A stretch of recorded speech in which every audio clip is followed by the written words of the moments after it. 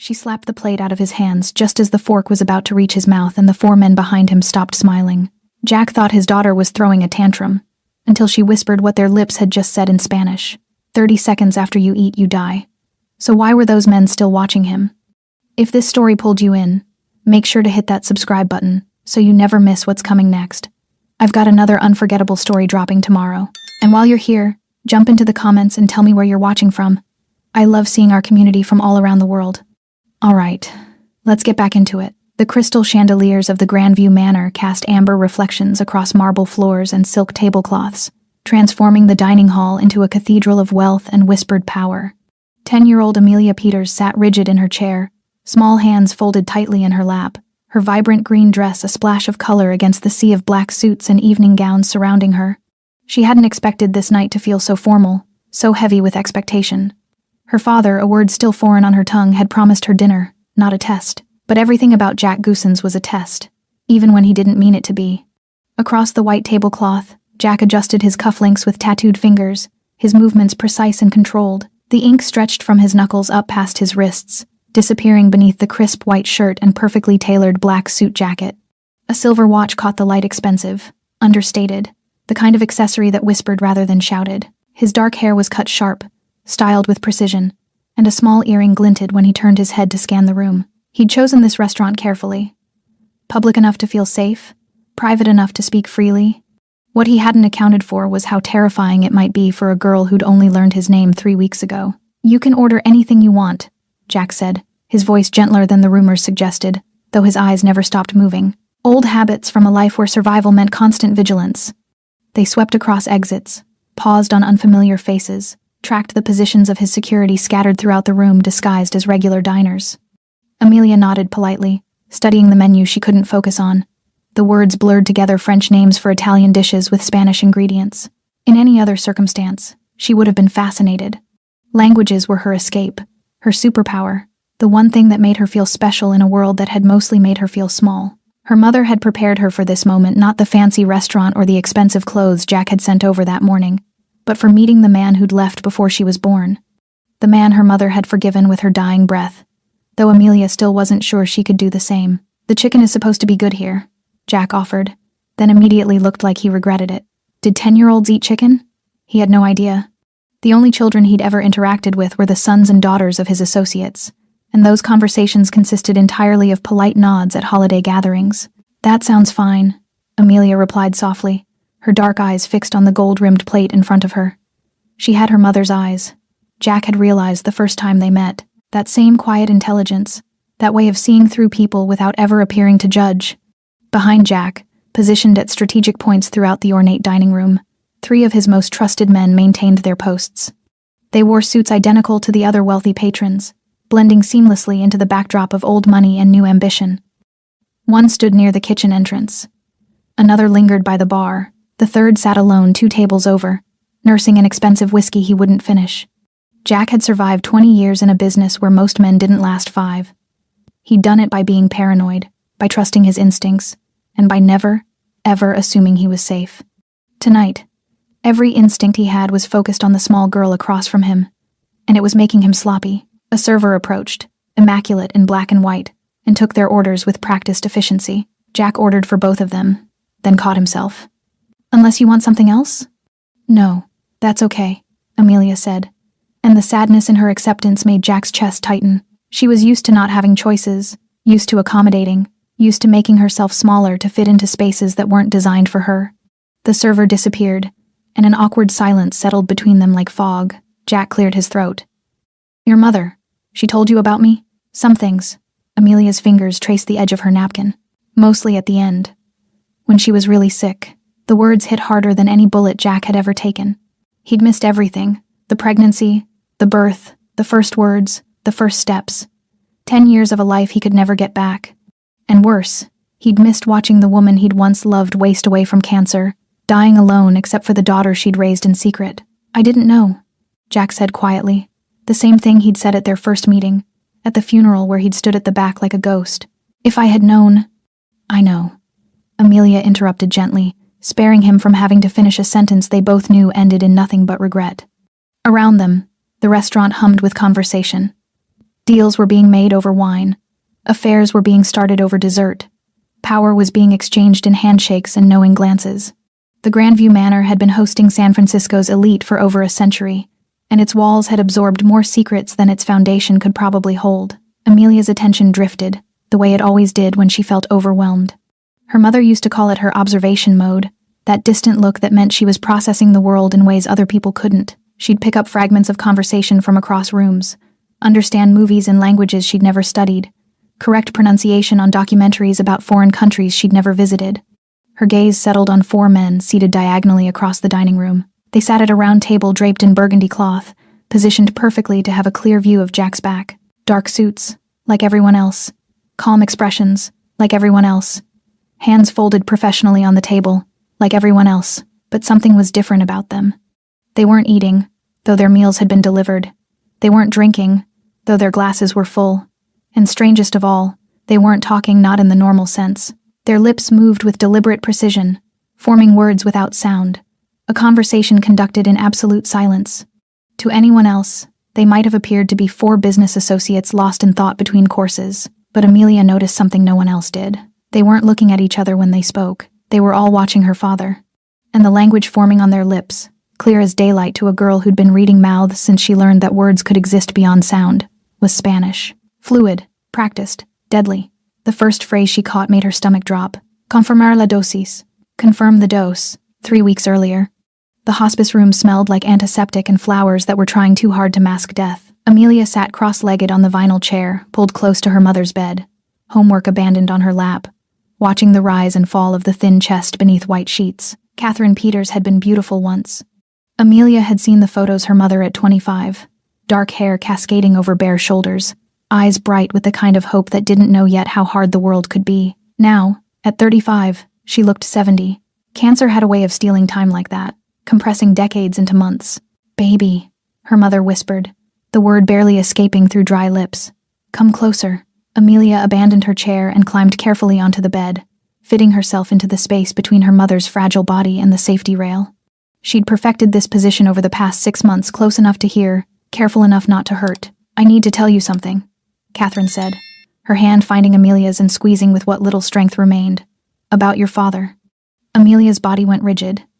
They'd had this conversation exactly once, when she was 7 and asked why she didn't have a daddy like the other kids at school. Her mother had said he was gone, that it was complicated, that some questions didn't have good answers. Amelia had learned not to ask again. You don't have to, Amelia started, but her mother shook her head slowly. Yes, I do. You deserve to know where you come from, who you come from. Catherine paused, gathering breath like currency she couldn't afford to spend. His name is Jack Goossens. The name meant nothing to Amelia, but the way her mother said it with weight and history and something that might have been love or might have been regret told her it should. I met him when I was 24. Catherine continued, her eyes distant, seeing a past that existed in a different lifetime. I was waitressing at an upscale restaurant downtown. He came in every Thursday, always alone, always ordered the same thing. He was different back then, younger, still dangerous, but he smiled more. Amelia listened, afraid to move, afraid any sound might break whatever spell was allowing her mother to speak. I knew what he was. Everyone did, even if they pretended not to. But he was kind to me, patient. He'd wait hours for my shift to end just so he could walk me home. Made sure I was safe. Her mother's laugh came out as a wheeze. Ironic, really. The most dangerous man I ever met was the one who made me feel safest. What happened? Amelia asked softly. Life happened. His life. There was a war not with guns and soldiers, but with men like him.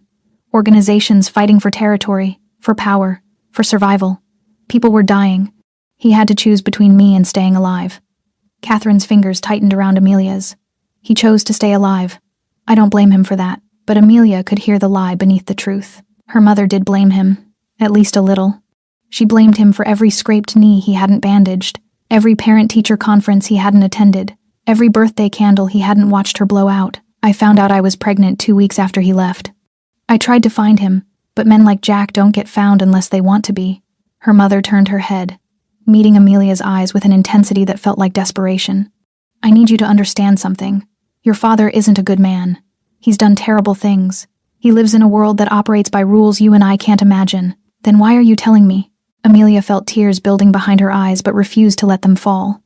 Because he's still your father. And because you deserve to know yourself, all of yourself.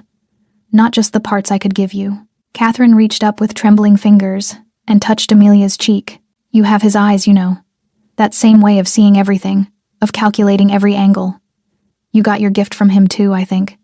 That ability to absorb languages, to understand patterns. Jack always knew what people were going to say before they said it. He could read a room like most people read books.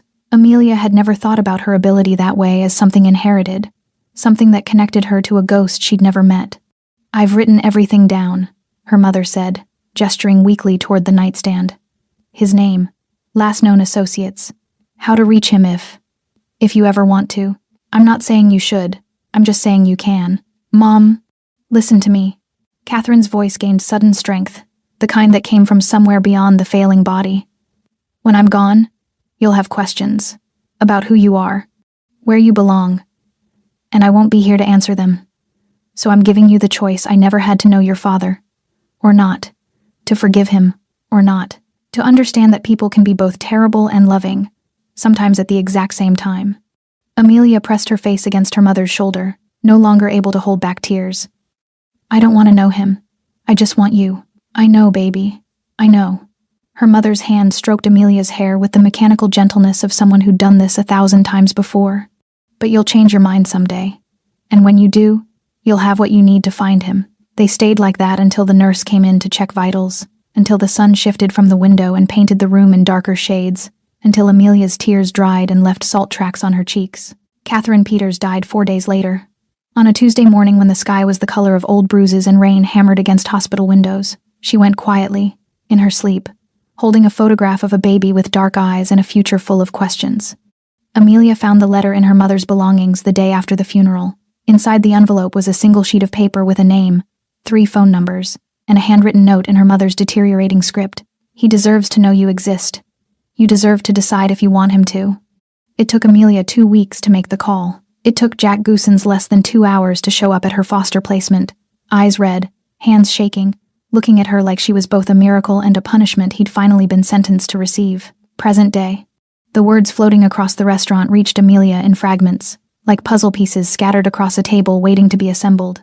Her heart began a slow, heavy drumbeat against her ribs. Confirmar la dosis. Confirm the dose. She'd been 4 years old when her mother first noticed something unusual. They'd been watching a Spanish telenovela in their cramped apartment, her mother's guilty pleasure during late nights when sleep wouldn't come. Amelia had suddenly announced, without prompting, exactly what the characters were saying, not translating, understanding, as if the language had always lived inside her brain, just waiting to be activated. Her mother had tested her after that. French films, German documentaries, Italian cooking shows. Within minutes of exposure, Amelia would begin responding to questions, correcting subtitles, catching nuances that even native speakers sometimes missed. The doctors her mother scraped together money to see had no explanation. One called it hyperlexia. Another suggested savant syndrome. A third simply shrugged and said some brains were wired differently, that Amelia should consider herself lucky. Her mother had a different theory, one she'd shared in those final hospice days. Your father could always read people, not their words, their intentions, like he could see 5 minutes into the future just by watching someone's face. Maybe this is your version of that gift. Now, sitting across from that same father while he studied a menu with the intense focus of someone trying desperately to appear normal, Amelia understood what her mother meant. Jack was trying so hard, too hard. The careful questions, the gentle tone. The way he'd sent over that green dress this morning with a note that simply said, "Thought you might like this. Jay." Not dad, not father, just a letter, because even that was too complicated. She wanted to tell him it was okay, that she was just as terrified, that neither of them knew how to do this, but the words on the lips of the 4 men across the room were building into sentences, and those sentences were building into something that made her blood run cold. El plato, no la bebida. The plate, not the drink. Amelia's eyes fixed on the men with the kind of focus her teachers always praised during reading comprehension tests. She'd learned early that the key to lip reading wasn't just watching mouths, it was understanding rhythm, the way certain sounds shaped the face, how breath moved through consonants and vowels like water through stones. Spanish was particularly elegant that way. The rolled R's required a specific tongue position. The soft G's created a subtle pause in the lower lip. Once you understood the mechanics, the language became visible even in silence. The man on the left, distinguished, with silver threading through his dark hair, was speaking now. His lips formed words with the precision of someone who delivered this message before. Cuando levante el tenedor. When he lifts the fork, entonces está hecho. Then it's done. Amelia's hands had gone numb. She folded them tighter in her lap, nails digging into her palms hard enough to leave crescents. This couldn't be real. This had to be a misunderstanding. Her ability finally failing her after years of perfect accuracy. Maybe she'd mixed up words. Maybe her fear of this dinner, of this new reality with her father, was making her paranoid. But then the second man responded, and his words carried no ambiguity whatsoever. ¿Cuánto tiempo? How long? 30 segundos después de ingerir. Rápido y silencioso. 30 seconds after ingestion. Fast and silent. Amelia? Jack's voice cut through her panic. You okay? You look pale. She forced her eyes back to him. This man who was trying so desperately to be her father. This stranger whose DNA she carried but whose life remained a mystery. His face showed genuine concern, eyebrows drawn together.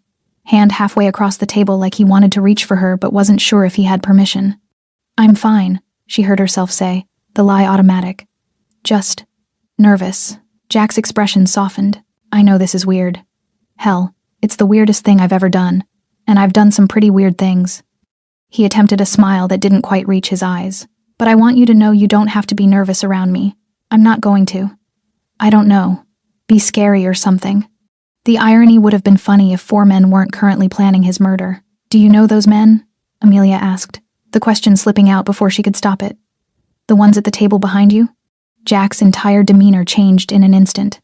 The gentle father disappeared, replaced by something harder, sharper, the man her mother had warned her about. His hand moved subtly to his jacket, touching something beneath the fabric. His eyes went distant, not looking at her but through her, calculating, which table? His voice was casual, but Amelia could hear the steel underneath, the round one. 4 men, they're not eating. Jack didn't turn around. Instead, he lifted his water glass and took a slow sip, using the motion to angle himself slightly, catching their reflection in the ornate mirror across the room. Amelia watched his jaw tighten almost imperceptibly. I don't know them, he said carefully, but I know the type. Business associates, probably. Lots of deals get made in places like this. He was lying. Not about recognizing them, she believed he didn't know their faces, but about what they represented. Jack knew exactly what type of men they were because he was the same type, and men like that recognized each other the way wolves recognize their own pack. The third man was speaking now, his lips forming words with casual precision. You see no come. What if he doesn't eat? The fourth man, younger than the others, with a scar barely visible along his jawline, responded with chilling simplicity. Entonces usamos el plan B, pero preferiríamos evitar la escena. Then we use plan B, but we'd prefer to avoid the scene. Servers moved through the space like dancers in a choreographed performance, delivering plates, removing empty glasses, their presence white noise in the background of wealth and power. Amelia watched one approach their table, carrying 2 plates that gleamed under the chandelier light.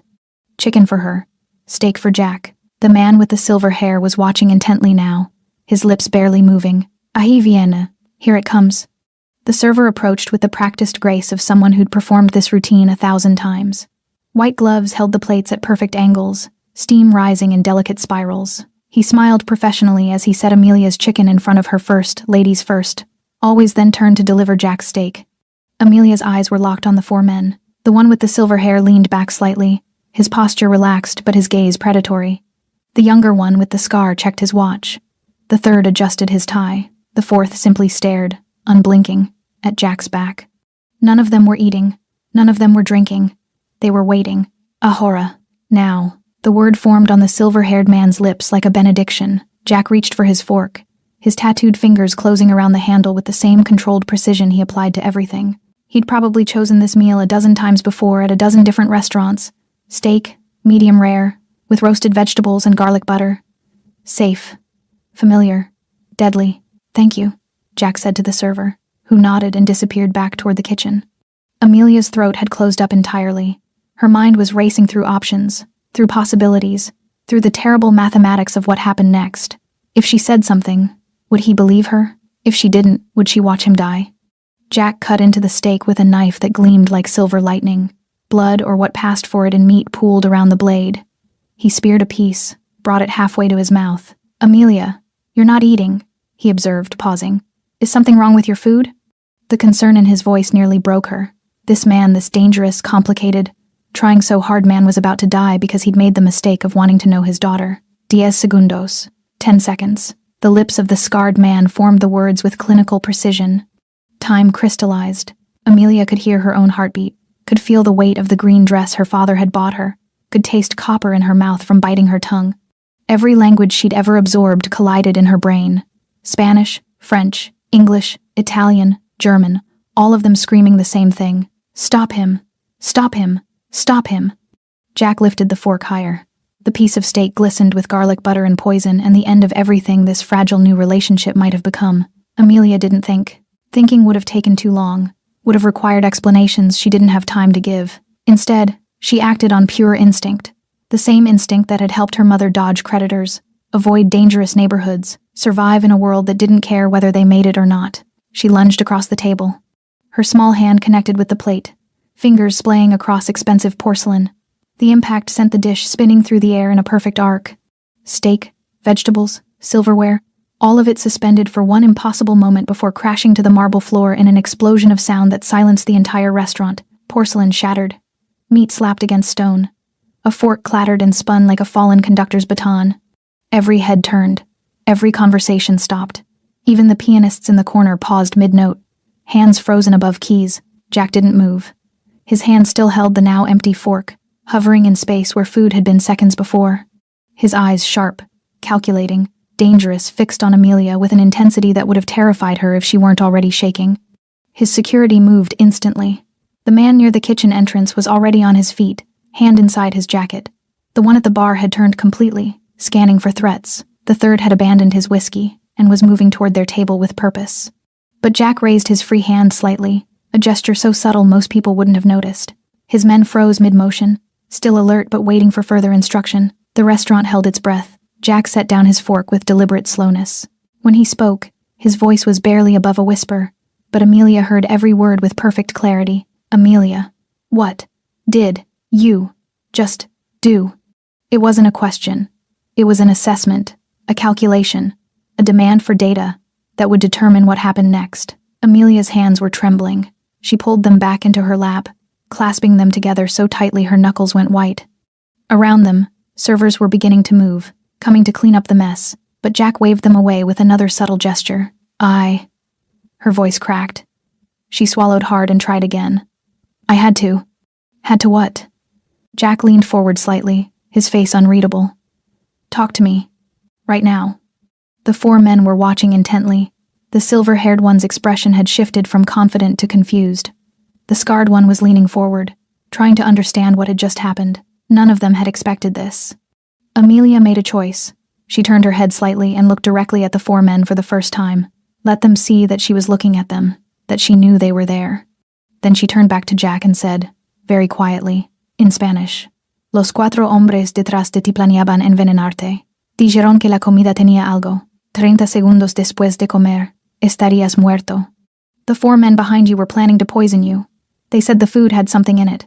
30 seconds after eating, you'd be dead. Jack's face went absolutely still. Not shocked, shock was too simple an emotion for what crossed his features. It was more like recognition, like pieces of a puzzle he'd been assembling for years suddenly snapping into place. He responded in the same language, his Spanish flawless and fluid. ¿Cómo sabes esto? How do you know this? Amelia took a breath that felt like it might be her last. Porque los vi decirlo. Puedo leer labios. En cualquier idioma. Because I saw them say it. I can read lips. In any language. For 3 seconds, Jack Goosens, a man who'd built an empire on never showing weakness, never revealing surprise, stared at his daughter like she'd just performed a miracle. Then his expression hardened into something Amelia had never seen before.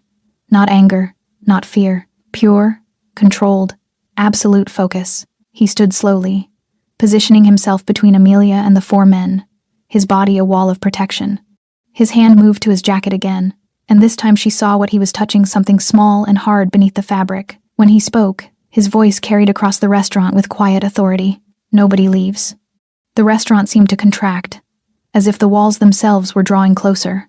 Jack remained standing, his body angled to shield Amelia, one hand still resting beneath his jacket.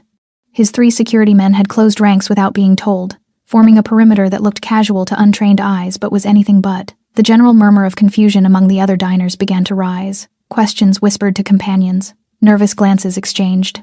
The subtle shifting of chairs as people considered whether this was the kind of situation that required leaving. Jack's lead security man, a broad-shouldered figure with gray at his temples, approached quickly but calmly, bending to speak low near Jack's ear.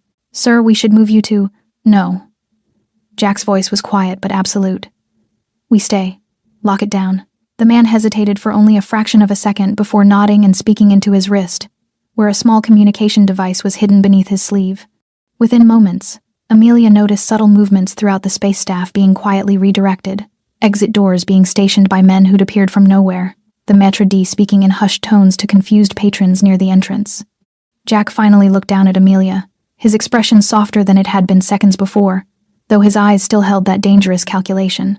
"I need you to tell me exactly what they said, every word you remember." Amelia's heart was still hammering, but something about his tone, not dismissive, not patronizing, but genuinely listening, gave her courage. She kept her voice low, speaking in Spanish so the words wouldn't carry beyond their immediate space. "El hombre con el pelo gris dijo confirmar la dosis. Luego dijeron el plato, no la bebida. Cuando el mesero traía la comida, uno dijo cuando levante el tenedor, entonces está hecho. Hablaron sobre 30 segundos. Rápido y silencioso." The man with gray hair said, "Confirm the dose." Then they said the plate, not the drink. When the server was bringing the food, one said when he lifts the fork, then it's done. They talked about 30 seconds. Fast and silent. Jack's jaw tightened. He glanced toward the mirror again, studying the reflection of the four men who were now very much aware that something had gone wrong with their plan. They remained seated, but their body language had changed, tension in shoulders, hands moving beneath the table, eyes tracking exits. Did they say anything else? Before or after? Jack asked, still in Spanish. Amelia closed her eyes, replaying the silent conversation in her mind like rewinding a film. Her gift wasn't just about recognizing words, it was about retention, about her brain capturing and storing the visual pattern of language the way other people stored sounds. Uno preguntó, ¿y si no come? Y otro respondió algo sobre un plan B, pero que preferían evitar una escena. One asked, what if he doesn't eat? And another answered something about a plan B, but that they'd prefer to avoid a scene. Jack's expression darkened. Plan B meant they'd come prepared for contingencies, which meant this wasn't opportunistic. This was calculated, professional, the kind of hit that came from someone with resources and patience. He crouched down beside Amelia's chair, bringing himself to her eye level. Up close, she could see the tattoos continued up his neck, intricate patterns that probably meant something to people who understood that language. His eyes, dark and intense, searched her face. I believe you, he said simply. In English now. And the weight of those 3 words nearly made Amelia cry. Do you understand what that means? She nodded, not trusting her voice. It means I'm going to handle this. But I need you to stay exactly where you are and do exactly what I say. Can you do that? Yes, Amelia whispered. Jack stood, his hand finding her shoulder briefly, a touch that was both reassurance and promise. Then he turned to face the restaurant, his entire demeanor shifting into something Amelia recognized from her mother's warnings. This wasn't the man who'd nervously adjusted his cufflinks and asked about chicken. This was Jack Gosens, the man who'd survived 2 decades in a business where survival was the exception. He didn't raise his voice. He didn't need to. Gentlemen at table 7, Jack said, his English carrying a slight accent that Amelia hadn't noticed before. We need to have a conversation. The 4 men remained motionless. The silver-haired one clearly, the leader, maintained his calm expression, but Amelia could see the calculation happening behind his eyes. He was weighing options, considering possibilities, trying to determine how much Jack actually knew. Jack took 3 steps toward their table, close enough to be threatening without being close enough to be vulnerable. 2 of his security men flanked him at a distance, hands visible but ready. Here's what's going to happen, Jack continued, his voice conversational, almost friendly. You're going to tell me who sent you. You're going to tell me what's on that plate. And you're going to tell me why you thought you could touch me in my own city. I'm afraid there's been some misunderstanding, the silver-haired man said smoothly, his English flawless but carrying the rhythm of native Spanish. We're simply businessmen enjoying, my daughter, Jack interrupted, and the word carried such weight that several nearby diners actually flinched. Speaks 4 languages fluently, including yours. She watched your entire conversation, every single word. The atmosphere shifted instantly. The 4 men's composure cracked, not completely, but enough. The younger one with the scar glanced at Amelia, his eyes widening slightly as he realized the impossible thing that had just happened. The third man's hand moved beneath the table. "Don't," Jack said softly, and 2 more security personnel appeared seemingly from nowhere, positioning themselves behind the 4 men's chairs. "Whatever you're reaching for, it won't help you. Not here, not now." Amelia watched from her seat, her green dress suddenly feeling like a costume for a play she'd never auditioned for. This was her father's world, the one her mother had tried to protect her from, the one that operated by rules she didn't understand. But she'd just saved his life, and in doing so, she'd stepped into that world whether she was ready or not. The silver-haired man seemed to recognize this too. He leaned back slowly, deliberately placing both hands on the table where they could be seen. "Your daughter is quite remarkable." "Yes," Jack said quietly, "she is. Which is why you're going to answer my questions very carefully, because the alternative is something you really don't want to experience." The silver-haired man studied Jack with the calm of someone who'd been in similar situations before, cornered, but not yet defeated. His hands remained visible on the table. Fingers splayed across the burgundy cloth like he was reading Braille only he could understand. "Your reputation suggests you're a reasonable man, Mr. Goosens," he said carefully. "Perhaps we could discuss this somewhere more. Private? No." Jack's response was immediate and absolute. "We discuss it here. Now. While my daughter can see that nothing happens to me." The implication hung in the air like smoke if they moved locations. Amelia lost her advantage, lost her ability to warn him if more threats emerged. By keeping everything visible, Jack was using her gift as both shield and weapon. Amelia watched the 4 men's faces, her ability working automatically now that she knew what to look for. The scarred one was nervous. His lips twitched with words he wasn't speaking, probably prayers or curses in Spanish. The 3rd and 4th men remained stoic, professional, but their eyes kept darting to the exits that Jack's security had sealed. Only the silver-haired leader maintained complete composure. "Very well," he conceded. "What would you like to know? Start with who sent you." Jack's voice remained conversational, but Amelia could see the tension in his shoulders, the way his weight was balanced on the balls of his feet, ready to move in any direction at any instant. "I'm afraid that information isn't something I can provide. Then you've chosen the hard way." Jack made another subtle gesture, and his lead security man produced a phone, tapping it twice before holding it up so the silver-haired man could see the screen. Whatever was displayed there made the man's composure finally crack just slightly, a tightening around his eyes, a barely perceptible intake of breath. "That's your daughter," Jack said quietly. "Lucia, isn't it? 17. Student at Sacred Heart Academy. Gets picked up every day at 3:15 by your wife in a silver Mercedes." The man's hands curled into fists on the table. "I don't make threats," Jack continued, his voice dropping lower. "I make promises. You came after me in front of my child. You plan to make her watch me die. So understand this very clearly if you don't give me what I want. Lucia never makes it home from school tomorrow. Your wife never makes it home from the grocery store. Your mother in the assisted living facility in Monterey? She never wakes up from her next nap." Amelia felt ice spread through her chest. This was the man her mother had warned her about, the one who lived by rules that normal people couldn't comprehend. But even as fear prickled her skin, she understood something else. He was doing this for her, because she'd been threatened by proximity, because they'd tried to hurt him in front of her. "You wouldn't," the silver-haired man said, but his voice lacked conviction. "Try me." Jack's eyes were black ice. "I've done worse for less. Ask anyone who knew me 15 years ago. Ask where those people are now." The silence stretched for 5 seconds that felt like 5 hours. Finally, the man exhaled slowly. "Rodrigo Ibarra." The name clearly meant something to Jack. His expression didn't change, but something shifted in the air around him, a barely perceptible tightening of the invisible strings that controlled the situation. "The Guadalajara connection," Jack said, more to himself than anyone else. "He's making a move." "Not a move," the silver-haired man corrected carefully, seeming to gain confidence from having said the name aloud, from having crossed a line he could never uncross. "A message. You've been expanding too far south, taking territory that isn't yours. He wanted to remind you that borders still matter, by poisoning me at a restaurant, in front of witnesses, by showing you that nowhere is safe, not even here, in your own city, surrounded by your own men."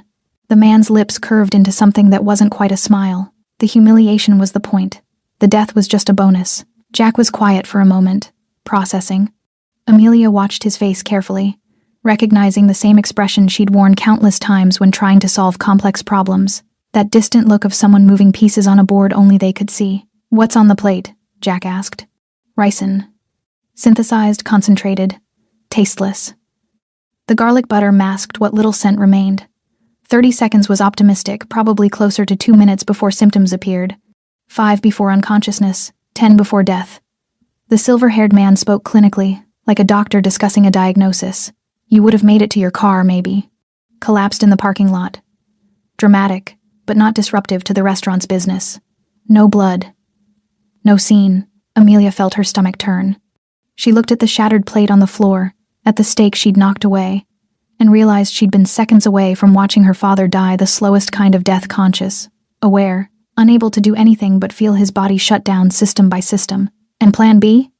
Jack pressed. If you didn't eat, we had a backup. The scarred man spoke for the first time, his voice rough, accented.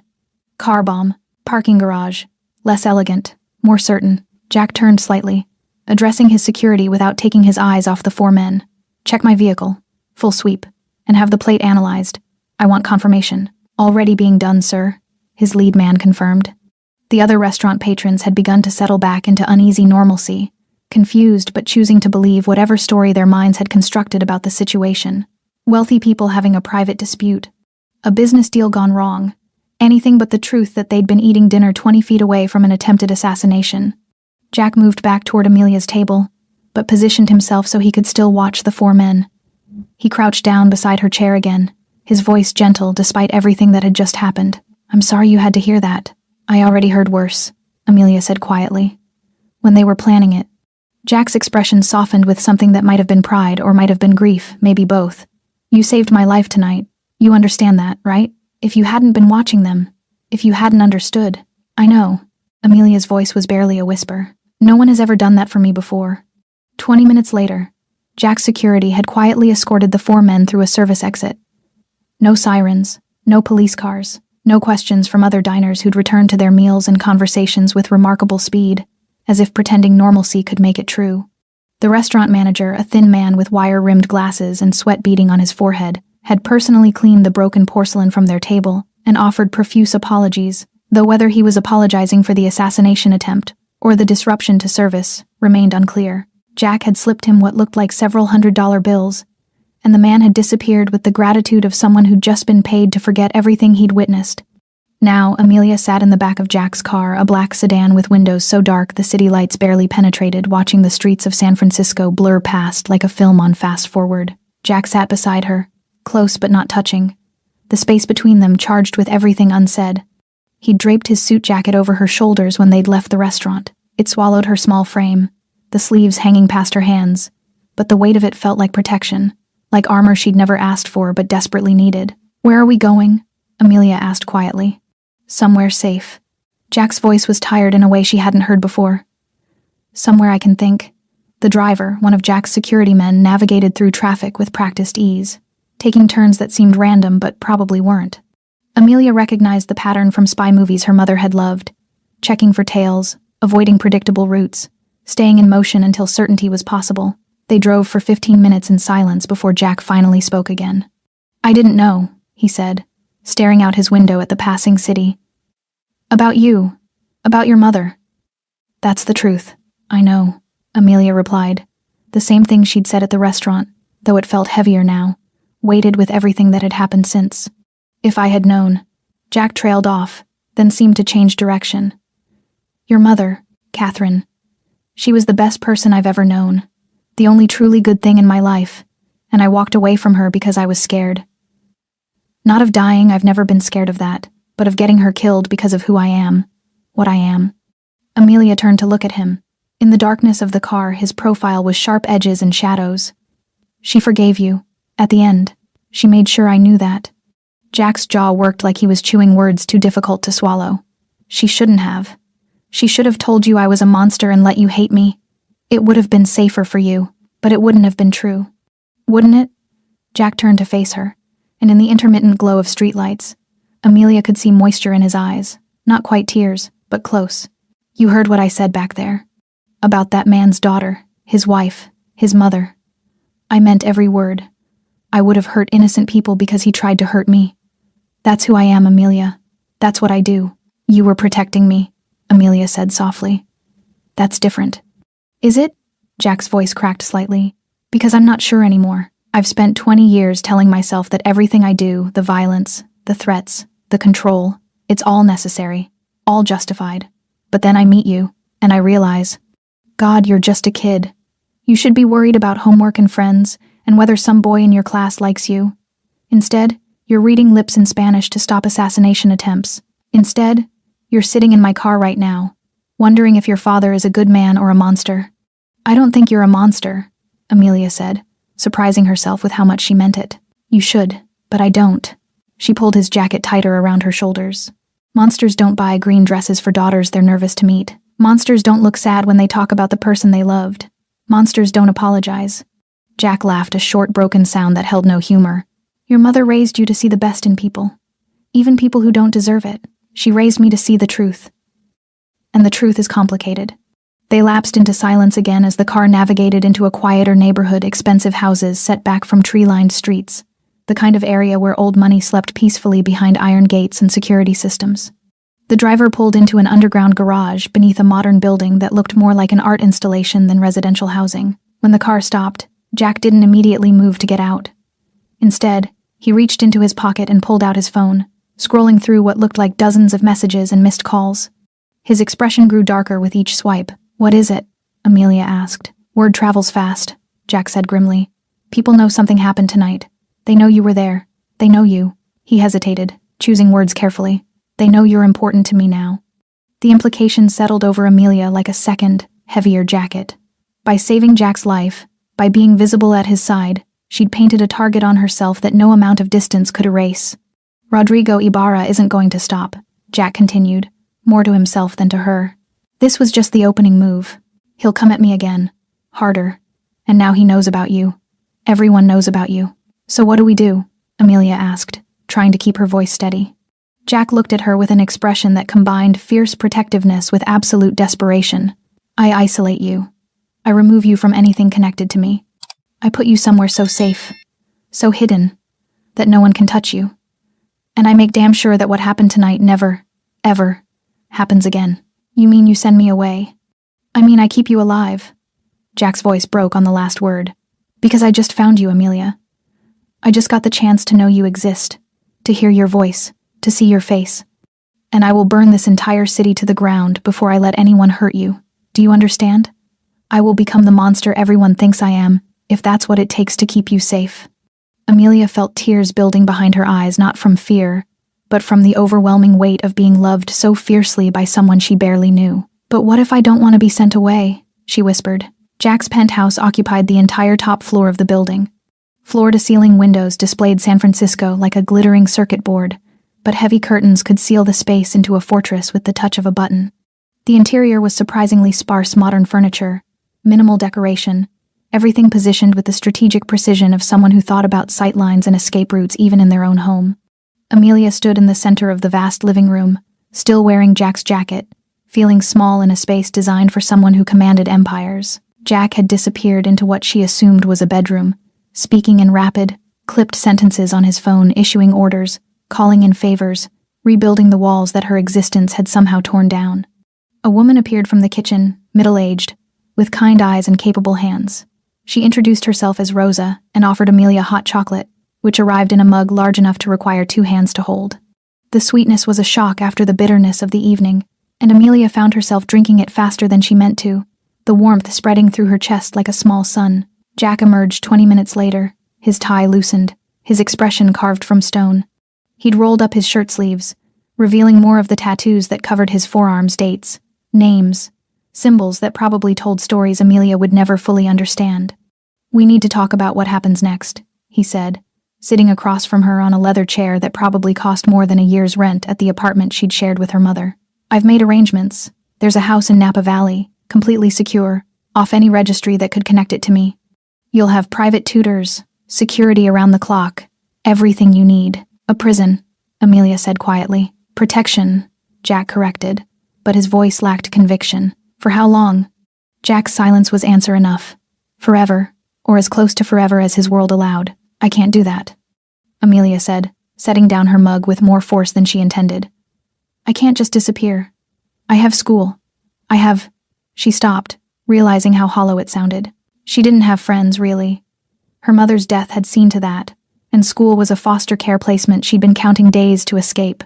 You have a life, Jack finished for her, his tone gentle. I know. But that life exists because people like Rodrigo Ibarra don't know you exist. Now they do, and they'll use you to hurt me in ways I can't protect against if you're visible.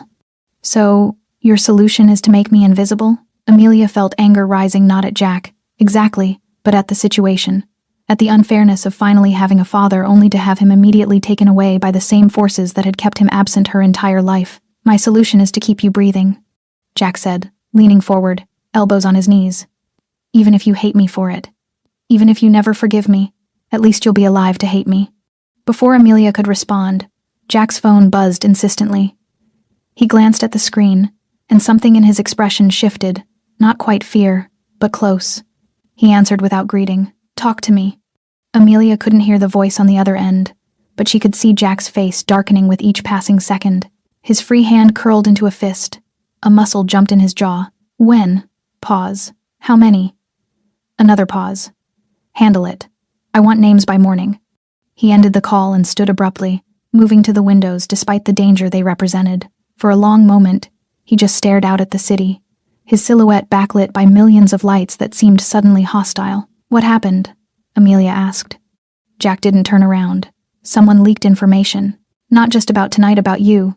Your name, your school, the foster placement, everything. It's on networks I can't control. Being passed between people who trade information like currency. The hot chocolate turned to lead in Amelia's stomach. What does that mean? It means hiding you in Napa won't be enough. They'll find you there. They'll find you anywhere. Because now you're not just my daughter, you're leverage. You're a weakness they can exploit. He finally turned to face her, and Amelia had never seen anyone look so defeated. I've spent 20 years making sure I had no weaknesses, and then you saved my life. And now you wish I hadn't? The words came out smaller than Amelia intended. No. Jack crossed the room quickly, kneeling in front of her chair the way he had at the restaurant. God, no. I wish I'd been different. I wish I'd stayed with your mother. I wish I'd known about you from the beginning, so I could have built a different life, a safer life. But I can't wish you away, Amelia. I can't wish I hadn't met you, even if it makes everything harder, even if it costs me everything. Tears were streaming down Amelia's face now, and she didn't bother wiping them away. So what do we do? Just give up? Let them win? Jack's hands found hers, his tattooed fingers wrapping around her small ones. We adapt. We make you hard to hurt. Not by hiding you, but by making you smart. Aware, prepared. You want to train me? Amelia's voice hitched. Like one of your security people? I want to give you tools, not weapons, tools. Ways to recognize danger before it finds you. Ways to move through the world I live in without becoming a victim of it. Jack's eyes searched hers desperately. I know it's not fair. I know you deserve a normal childhood with normal problems, but that option died the moment you knocked that plate away from me. So now we deal with reality. Will it ever be safe? Amelia asked. Will there ever be a time when I can just be your daughter without all of this? Jack's expression softened with something that looked like grief. I don't know. Maybe. If I can end this war with Ibarra. If I can restructure things so there's separation between what I do and who you are. But it'll take time, and it'll be dangerous. And I can't promise you it'll work. But you'll try? I'll do more than try. Jack's voice hardened with determination. I'll dismantle everyone who thinks they can use you against me. I'll rebuild my entire organization if I have to, whatever it takes.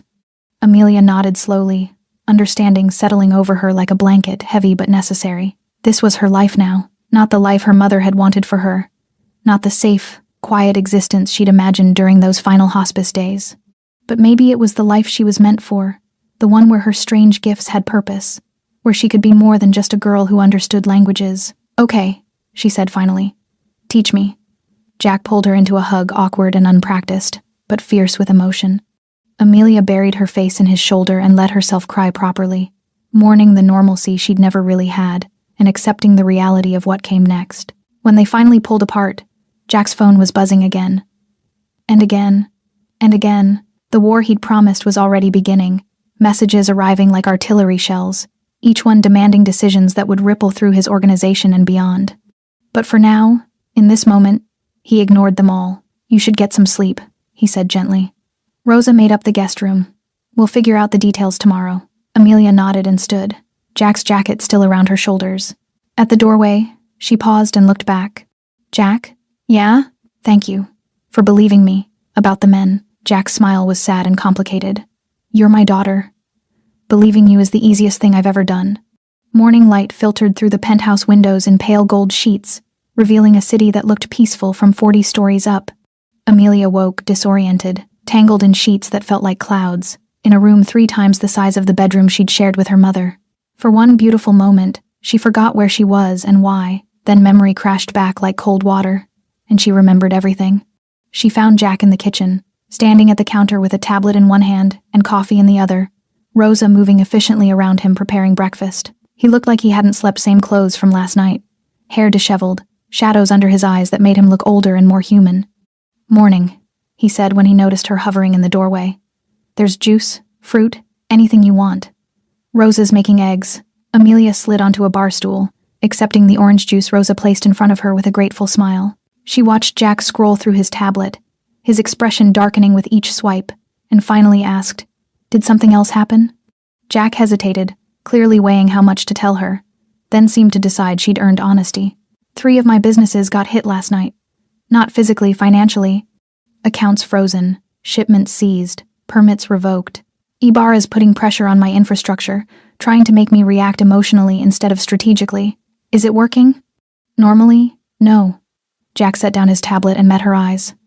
But you're here now, and that changes my math. Everything I do has to account for your safety first. That's a handicap he's counting on. So I am a weakness, Amelia said quietly. No. Jack's response was immediate and firm.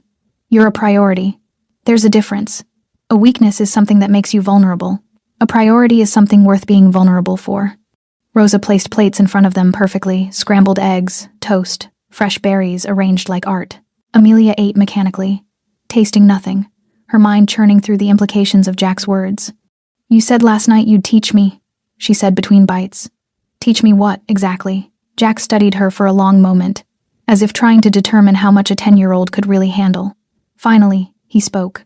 Situational awareness. How to recognize when you're being watched or followed. How to identify exit routes in any space you enter. Basic counter-surveillance techniques. Nothing violent, just ways to move through the world with your eyes open. Like what you do. At the restaurant, the way you were always scanning? Exactly like that. It's not about being paranoid. It's about being prepared.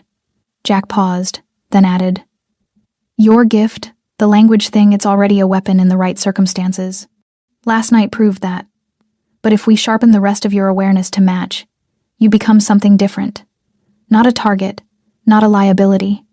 A person who can't be easily touched. Amelia felt something stir in her chest. Not quite excitement, but not fear either. Purpose. Maybe. Or the beginning of it. When do we start? Now, if you want. Jack gestured around the penthouse. Tell me about this space. What do you notice?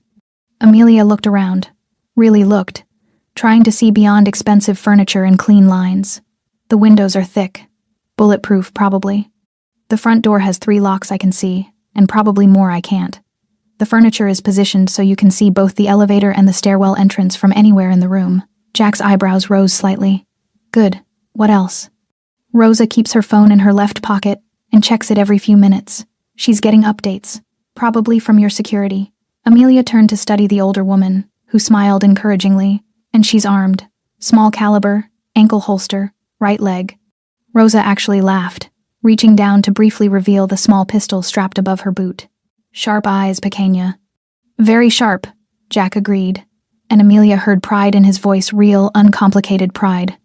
Now, if someone came through that elevator right now with bad intentions, what would you do? Amelia's eyes traced potential paths. Kitchen has a service exit, or the stairwell, but that's exposed. Or, she pointed to a decorative panel on the wall. That's not actually decoration, is it? That's a panic room. Jack's smile was genuine now, transforming his face into something younger, less burdened. You got all that from just looking? I've been watching people my whole life, Amelia said, trying to understand them. Languages are just one part of it. Body language, positioning, what people choose to pay attention to. It all tells you things if you know how to listen. Then you're already halfway there, Jack said. We just need to formalize it, turn instinct into skill. They spent the next 2 hours moving through practical exercises. Jack had her memorize the faces of his known enemies from photographs, teaching her to recognize micro-expressions that indicated deception or threat. He walked her through basic counter-surveillance, how to use reflections to check if you're being followed, how to vary your route, how to identify choke points and avoid them. Rosa joined them, demonstrating how to move through crowds efficiently, how to blend without making yourself memorable, how to use your size as an advantage rather than a weakness because people underestimated children. It should have been overwhelming. It should have been terrifying.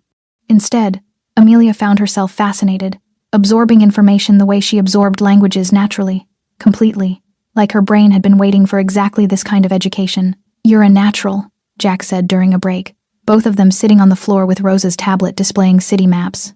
"Your mother, did she teach you any of this?" "Not like this.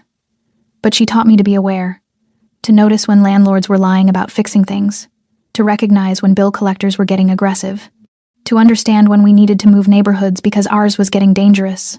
Amelia traced a route on the map. "She was teaching me survival, just different rules." "Same rules," Jack corrected gently. "Different context. Survival is survival, whether you're dodging eviction or assassination attempts. The tactics change, but the principle stays the same. Stay aware, stay ahead, stay alive." Jack's phone buzzed the 5th time that hour. He ignored it again, but Amelia could see the tension building in his shoulders, the way his jaw clenched with each interruption. "You need to handle that," she said. "Handle whatever's happening with your business. I'll be okay here. You sure?" "I'm sure." And surprisingly, she was. The fear from last night had transformed into something else. Determination, maybe, or acceptance. She was Jack Goossens's daughter, and that came with realities she couldn't change, but she could choose how to face them. Jack stood, pulling his phone from his pocket. Before he could walk away, Amelia spoke again. "Jack, when this is over, when it's safe, will you teach me more? Not just about staying alive, but about you? About where I come from?" Jack's expression softened completely. "Yeah, kid. I'll teach you everything. The good, the bad, the complicated, all of it. I promise." He disappeared into his office, and Amelia heard his voice shift into the hard, commanding tone of someone who ran an empire. But here, with her, he'd been just a father trying to keep his daughter safe. And somehow, that made all the difference. The afternoon brought unexpected visitors, 3 men in expensive suits, who moved with the careful precision of people who understood violence intimately. Jack introduced them as his inner circle, the lieutenants who'd kept his organization running for over a decade. They nodded respectfully to Amelia but didn't speak to her directly, treating her presence like classified information that required careful handling. They gathered around Jack's dining table, a massive slab of dark wood that could have hosted a small army, spreading documents and tablets across its surface, like planning a siege. Amelia had been told to stay in her room, but the door didn't fully close, and her hearing had always been exceptional. "Ibarra's making his move," one lieutenant said, his voice carrying the rough edges of too many cigarettes. "He's consolidated support from the Tijuana network and the Southern California ports. He's not just coming after your territory, he wants your legitimacy." "Let him try," Jack replied, his tone ice-cold. "What's our position? Strong in the north, vulnerable in the south. He's got numbers, but we've got infrastructure. Long game favors us, but short-term." The lieutenant trailed off, leaving the implication hanging. "Short-term we bleed," Jack finished. "How bad? Manageable? Unless he escalates." "He'll escalate. The restaurant proved that." Jack's voice carried certainty. "This isn't about business anymore. It's personal. He wants to humiliate me, and he's willing to risk war to do it." Another lieutenant spoke up, younger, with sharp eyes and sharper instincts. "Then we hit back. Hard. Show him the cost of coming at you. And make myself predictable?" Jack's response was immediate. "That's what he wants. He wants me acting emotionally, making mistakes. We don't give him that satisfaction." "So what do we do?" the rough-voiced lieutenant asked. "Sit here and take hits?" "We adapt." Jack's voice carried new weight. "We restructure. Make the organization less dependent on me personally. Create layers, separation, delegation. If I'm the target, we remove me as a single point of failure." The silence that followed was heavy with implications. What Jack was suggesting went against decades of tradition, against the very structure that kept organizations like his functioning. Power centralized, control absolute. To distribute that control was to risk everything. "You're serious," the younger lieutenant said. "Not quite a question. Completely. I'm building something here, something that matters more than territory or reputation." Jack paused, and Amelia knew without seeing that he was thinking about her. And I won't let it get destroyed because I'm too proud to evolve. The others won't like it, Rough Voice warned. Distributed power means distributed loyalty. It opens you up to betrayal. Then we'll deal with betrayal when it comes. But I'd rather face internal threats I can prepare for than external ones that use the people I love as weapons. The meeting continued for another hour. Details about restructuring, about making peace with certain factions while isolating others, about the delicate balance between showing strength and showing wisdom. Amelia listened to all of it, absorbing the complexity of her father's world, understanding for the first time just how many lives depended on the decisions he made. When the lieutenants finally left, Jack found Amelia sitting on her bed, pretending to read a book Rosa had provided. He leaned against the doorframe, exhaustion evident in every line of his body. "You heard all that," he said. "Not an accusation, just a statement." "I did," Amelia admitted. "Are you really going to change everything? Because of me?" Jack entered the room and sat carefully on the edge of the bed, the mattress barely dipping under his weight. "Not because of you. For you. There's a difference. Because of you suggests you're a problem to be solved. For you means you're a reason to be better. But what if it doesn't work? What if Ibarra keeps coming anyway? Then I'll handle it. But not the way I would have before." Jack looked at her directly, his dark eyes intense but no longer cold. "Before you, I would have burned everything, started a war that would have cost hundreds of lives, destroyed families, left scars across the entire West Coast. And I would have won, eventually, but at a cost that wouldn't have bothered me because I had nothing to lose. And now I have everything to lose. So I fight smarter, not harder. I make choices that keep you safe even if they make me look weak. I sacrifice reputation for reality." He reached out slowly, giving her time to pull away, and squeezed her shoulder gently. "That's what having a daughter means. Everything changes. Every calculation includes you. Every risk gets measured against whether it brings you closer to danger." Amelia felt tears building again, but they were different from last night's fear. These were tears of something else belonging, maybe, or the first fragile roots of love taking hold in soil that had seemed too damaged to grow anything. "I'm sorry," she whispered. "I'm sorry that saving your life made everything harder. Don't." Jack's voice was fierce. "Don't ever apologize for that. You gave me something I thought I'd lost forever. A reason to be more than what I am. That's not a burden. That's a gift." They sat in comfortable silence for a moment, the city spreading beneath them through the window, millions of lives intersecting in patterns too complex to ever fully understand. Amelia thought about her mother, about what she would think of this moment, this unlikely connection forming between daughter and father. She thought her mother would be happy. Worried, but happy. "Jack?" Amelia said quietly. "What happens next? After you restructure everything? After things settle down?" Jack considered the question carefully. "We figure it out together. Maybe you go back to school a different one, safer. Maybe we have regular dinners, less dramatic than last night. Maybe I teach you about the business, the parts that aren't dangerous, so you understand where you come from. Maybe we just learn how to be a family. Whatever that looks like for people like us." "People like us," Amelia repeated, testing the phrase. "I like that. Like we're a team. We are a team. Smallest, strangest team I've ever been part of, but definitely a team." Jack stood, his joints creaking slightly. "Get some rest. Tomorrow we start planning what comes next. Not just survival, but actual living." He moved toward the door, then paused. "Amelia, thank you. For giving me a second chance. For not being afraid of me. For seeing something in me worth saving. You're my dad," Amelia said simply. "That's all that matters." After he left, Amelia lay back on the bed, staring at the ceiling, feeling the weight of Jack's jacket still draped over a nearby chair. Outside, the city glittered with possibilities, some dangerous, some beautiful, all uncertain. But for the first time since her mother died, Amelia didn't feel alone in facing them. She had her gift. She had her awareness. And most importantly, she had a father who'd chosen her over everything he'd built across 20 years of blood and power. That was enough. For now, it was more than enough. Thanks for staying with this story right till the final moment. You're the reason these stories come alive. If you're ready for another powerful journey, just tap the next video on your screen. And before you go, leave a quick comment and rate this story from 1 to 10. I'm excited to see your thoughts and connect with you down there.